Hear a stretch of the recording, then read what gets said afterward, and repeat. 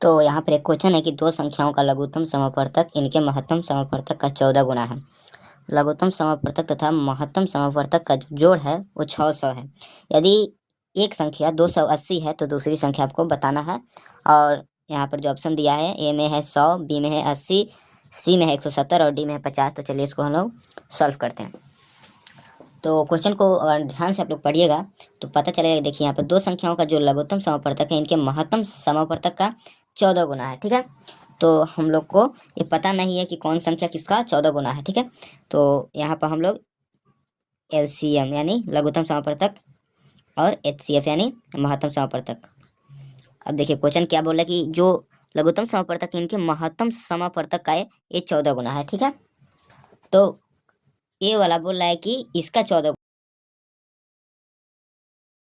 गुना है। ठीक है, तो इसको हम जब x लेंगे और इसको जब 14x करेंगे तब जाके इसके ये बराबर होगा।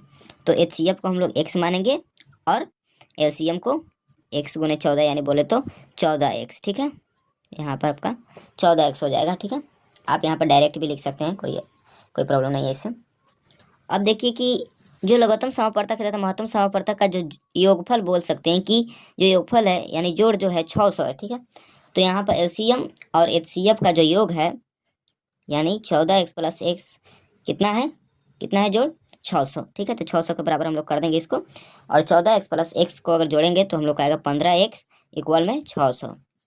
और यहाँ से हम लोग कट करेंगे तो ये आपका 40 बार में यहाँ से 40 मरतबे कट जाएगा। जो एक्स का यानी बोले तो एक्स का जो मान है आप लोग का 40 आएगा, यानी एचसीएफ जो है वो आपका 40 होगा।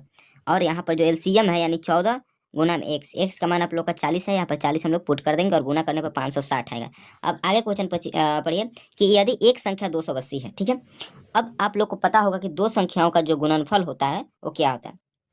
दो संख्याओं का जो गुणनफल होता है वो होता है लसा गुने मसा। ठीक है, लसा यानी एलसीएम गुने एचसीएफ यानी मसा यहाँ पर। ठीक है, अब दो संख्याओं का जो गुणनफल है उसके बराबर ए है। तो यहाँ पर जो एलसीएम आप लोग का कितना आया है, एलसीएम आप लोग का 560 है और एलसीएम जो है एलसीएम 560 हो गया और एचसीएफ जो है 40 है। ठीक है, अब इसमें क्या होता है कि दो संख्याओं का जो गुणनफल है वो लसा गुने मसा बटा में एक संख्या होती है। ठीक है, तो यहाँ पर हम लिखना भूल गए हैं, यहाँ पर एक संख्या कर लेंगे। ठीक है, एक संख्या, तो एक संख्या जो है हम लोग का कितना है 280। यहाँ पर हम लोग 280 इधर लिख लेते हैं, 560 गुने 40 और बटे में 280। एक जीरो से एक जीरो कट जाएगा, 28 से 2 56 कट जाएगा और 40 दूना 80, यानी इसका जो आंसर है राइट आंसर वो आपका ऑप्शन नंबर बी होगा।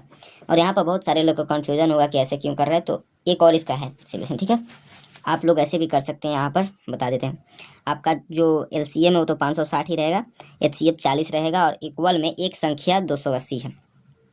ठीक है, और दूसरी संख्या निकालने, दूसरी संख्या हमको पता नहीं तो दूसरी संख्या को हम लोग एक्स कर लेते हैं।